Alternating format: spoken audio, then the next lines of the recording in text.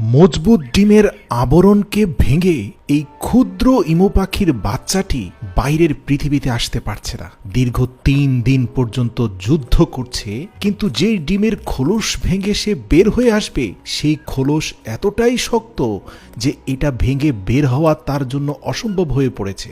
এই ব্যক্তি পুরো দৃশ্যটাই ভিডিও করছেন, কিন্তু কোনোভাবেই ডিমের খোলস ভেঙে দিচ্ছেন না। আপনি হয়তো ভাবছেন একটু খোলসটা ভেঙে দিলেই তো হয়। না ভাই, এই শক্ত মজবুত খোলস যেই বাচ্চা ভেঙে বের হতে পারবে সেই বাইরের পৃথিবীর সাথে যুদ্ধ করে টিকে থাকতে পারবে। এটাই হচ্ছে পৃথিবীতে আসার পথে তার সর্বপ্রথম টেস্ট।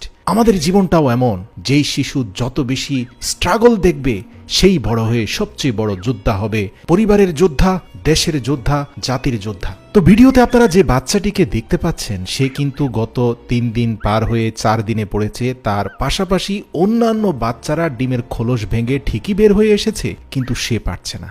ধৈর্য হারাননি এই খামারি। মুখটাকে কাছে নিয়ে তিনি অক্সিজেন দেওয়ার চেষ্টা করছেন, গরম বাতাস দেওয়ার চেষ্টা করছেন যাতে সে ভেতরে বেঁচে থাকে। কিন্তু তাই বলে পৃথিবীতে আসার সবচেয়ে বড় যে পরীক্ষা, সেই খোলস ভেঙে দেওয়ার কাজটা তিনি করছেন না। এটাই আপনাকে করতে হবে। আপনার সন্তানকে যুদ্ধ করা শেখাতে হবে, আপনার সন্তানকে যুদ্ধের জন্য প্রস্তুত করতে হবে, কিন্তু সন্তানের যুদ্ধ নিজের ঘাড়ে উঠিয়ে নেবেন না। এতে আপনার সন্তান দুর্বল হয়ে যাবে, সেলফ ডিপেন্ডেন্ট না হয়ে আপনার উপর নির্ভরশীল হয়ে উঠবে। একবার ভাবুন, যখন আপনি থাকবেন না এই সন্তান কত সংকটে পড়বে। প্রিয় দর্শক, আমি অনুরোধ করব এই ভিডিওটা শেষ পর্যন্ত দেখুন, কারণ এই ইমু পাখিটির ঘটনা আমার আপনার জীবনের সাথে ওতপ্রোতভাবে জড়িয়ে আছে। প্রিয় দর্শক, ৫ম দিনে পা দিয়েছে। ইতিমধ্যে ধারালো ডিমের খোলসের আঘাতে সে ক্ষতবিক্ষত হয়েছে, কিন্তু যুদ্ধ সে বন্ধ করেনি। সর্বশেষ ৬ষ্ঠ দিনে সে খোলসটা পরিপূর্ণরূপে ভাঙতে পেরেছে, কিন্তু ভারী খোলসের নিচে যে পাতলা শেলগুলো আছে সেই শেলটা